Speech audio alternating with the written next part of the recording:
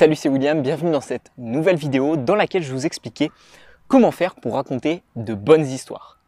Lorsque vous prenez la parole en public ou lors de conversations tout simplement entre amis, comment faire pour rendre vos histoires beaucoup plus captivantes et transmettre tout simplement le message que vous avez à transmettre. C'est ce qu'on appelle du storytelling et dans cette vidéo, j'aimerais vous expliquer quel est l'intérêt de faire du storytelling et de raconter soit votre histoire, soit une histoire pour exprimer vos faits. Soit tout simplement, je vais vous donner dans cette vidéo 3 méthodes qui vont vous permettre d'améliorer votre storytelling et d'améliorer le fait de raconter des histoires. Le premier point, ça va être tout simplement qu'une histoire, ça permet au public de beaucoup mieux comprendre les faits. Lorsque vous prenez la parole, généralement, vous êtes là pour transmettre un message. Dans cette vidéo, mon objectif, c'est de vous transmettre le message suivant, c'est comment mieux raconter des histoires. C'est le titre de la vidéo et c'est très simple. Lorsque vous allez prendre la parole en public, votre but va être également de transmettre un ou plusieurs messages. Et lorsque vous faites du storytelling, tout simplement, vous prenez un exemple concret pour illustrer votre propos. Et donc ça permet au public de beaucoup mieux comprendre votre message. Deuxième avantage à faire du storytelling, ça va être tout simplement que le public va pouvoir s'identifier beaucoup plus facilement et donc, encore une fois, beaucoup mieux comprendre votre message. Troisième intérêt que vous avez à faire du storytelling, c'est de pouvoir captiver l'attention du public beaucoup plus facilement. Si je commence cette vidéo en vous disant tout simplement dans cette vidéo je vais vous raconter une histoire, dans cette vidéo je vais vous raconter mon histoire, ça va forcément vous capter l'attention. Pourquoi? Parce que des histoires, on adore ça, on en écoute depuis qu'on est tout petit et ça a un certain dynamisme qui fait que tout simplement les personnes sont beaucoup plus attirées par des histoires. Je vois même des personnes qui font des vidéos sur YouTube en racontant juste des histoires. Donc ça m'a quand même, je me suis dit waouh, l'intérêt il est où? Eh bien il est que tout simplement les personnes aiment écouter des histoires. Donc ça c'est extrêmement intéressant. Autre intérêt que vous avez à faire du storytelling et à raconter des histoires, c'est plutôt un challenge envers vous-même. C'est une sorte de mise à nu. Qu'est-ce que j'appelle une mise à nu? C'est tout simplement que si vous racontez votre histoire personnelle, vous allez tout simplement vous dévoiler à votre public.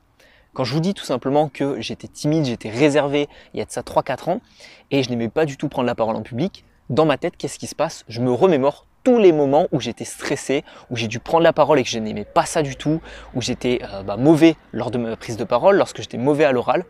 Et tout ça, tout simplement, je me confronte à ça lorsque je vous en parle. Et donc le fait de vous ouvrir au public et de vous mettre à nu face à lui et de raconter votre histoire, ça va être un certain challenge extrêmement intéressant pour vous. Le dernier intérêt que vous avez à faire du storytelling, ça va être tout simplement que ceci suscite l'émotion du public. Ceci suscite l'émotion du public. Ok? C'est que forcément, une histoire, quand c'est bien raconté, si je vous dis autrefois j'étais timide, j'avais peur de parler en public, etc. Vous, qu'est-ce que vous allez ressentir? Peut-être de la pitié, peut-être de la compassion, etc. Donc le fait est que vous allez pouvoir susciter l'émotion du public, captiver son attention et en plus de ça, transmettre votre message. Donc c'est tout l'intérêt que vous avez à faire du storytelling dans vos prises de parole. Maintenant, j'aimerais vous donner 3 conseils pour améliorer votre storytelling. Le premier, ça va être tout simplement d'utiliser un certain schéma narratif. Qu'est-ce que j'entends par là? Vous en avez 2 possibles qui sont extrêmement liés en final. Le premier, c'est un avant-après très simple. Vous expliquez votre situation avant et ensuite vous expliquez votre situation actuelle. J'étais timide, je suis devenu confiant avec une certaine aisance relationnelle. Maintenant, vous en avez un deuxième qui est un petit peu plus complexe mais que je vous donne quand même dans cette vidéo. Ça va être tout simplement le fait de construire ce qu'on appelle un schéma narratif. C'est ce qui est utilisé notamment dans les contes et tout ce qui est roman chevaleresque, etc. Tout ce qu'on a pu voir lorsqu'on était au collège ou même encore avant. Toutes les petites histoires qu'on nous racontait quand on était vraiment tout petit, c'est inspiré d'un schéma narratif. C'est quoi un schéma narratif? C'est tout simplement une situation initiale, ensuite un élément déclencheur, des péripéties, la résolution du problème et ensuite une conclusion. Donc très simplement, cette structure, c'est ce qui est majoritairement utilisé en storytelling. C'est beaucoup plus complet que le simple avant-après et c'est une structure que vous pouvez utiliser lorsque vous prenez la parole. Parce qu'il faut bien savoir une chose, je vais vous en parler à la fin de cette vidéo, c'est que le storytelling a énormément d'avantages, comme je vous ai listé juste avant, mais il a un gros inconvénient qu'on va voir à la fin de cette vidéo si justement vous n'utilisez pas cette structure. Donc voilà les 2 différentes structures, on passe tout de suite au point 2. Le point 2, on va faire un petit jeu ensemble, ça va être le suivant. Admettons qu'il y a un temps pluvieux dehors et que vous voulez raconter que, dans votre histoire, il y a un temps pluvieux et vous voulez le raconter. La première possibilité que vous avez, c'est tout simplement de dire « il pleut ». Ok, ça suscite aucune émotion, ça captive pas du tout l'attention du public, vous l'aurez très facilement compris. Donc ça, c'est un mauvais storytelling. Deuxième possibilité, vous dites tout simplement, je voyais déjà la pluie s'abattre sur la ville depuis le sommet de mon appartement. Ok, donc là, vous voyez la pluie qui tout simplement s'abat sur toute la ville depuis le sommet de votre appartement. Troisième possibilité, ça va être tout simplement de dire, j'étais dans mon appartement quand soudain j'entendis les premières gouttes de pluie tomber sur ma fenêtre ou mon volet. Ok, vous voyez la scène, donc vous entendez la scène plutôt, on est dans un appartement et là on commence à entendre quelques gouttes qui commencent à s'abattre sur les volets ou sur la fenêtre. Quatrième possibilité, ça va être je marchais tranquillement dans la rue quand soudain je sentis sur mes avant-bras quelques gouttes d'une première pluie. Donc là, vous êtes en train de marcher concrètement et vous avez la pluie qui vous tombe dessus et vous sentez qu'il va y avoir un orage. Quelle est, parmi ces quatre actions, parmi ces quatre exemples, la scène qui vous a fait ressentir le plus d'émotions?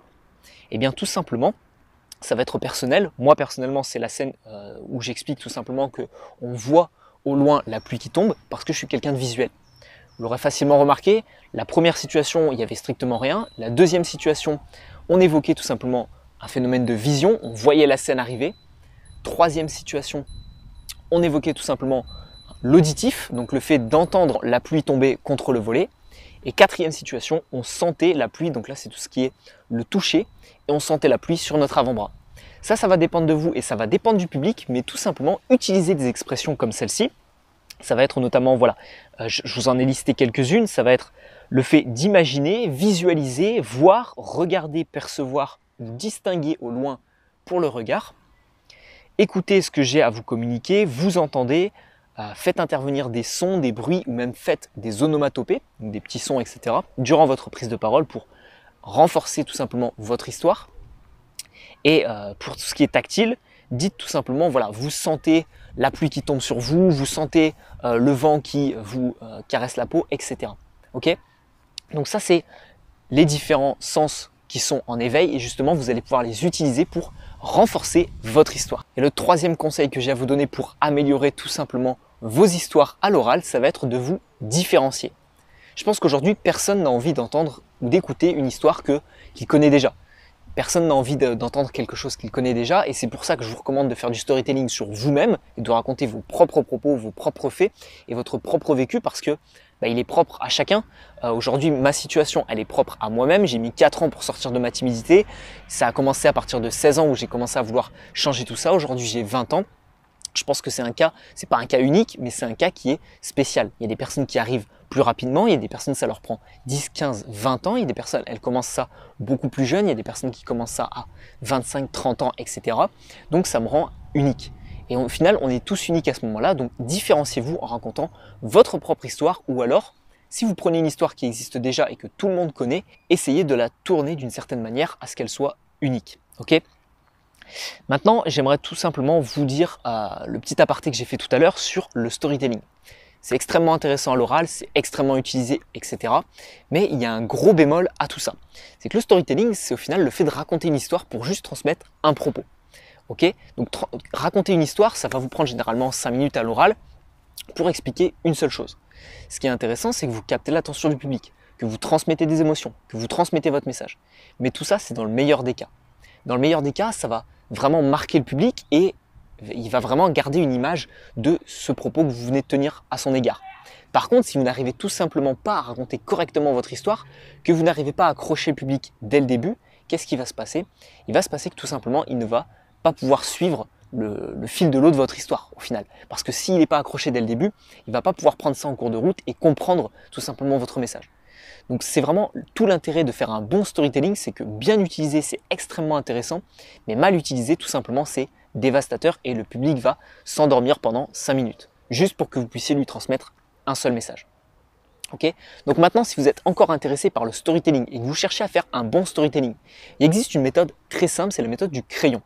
La méthode du crayon, tout simplement, je vous l'explique dans une vidéo à part entière. Elle se trouve dans la description de celle-ci. Vous cliquez sur le lien, vous rentrez votre mail et je vous envoie directement cette vidéo privée.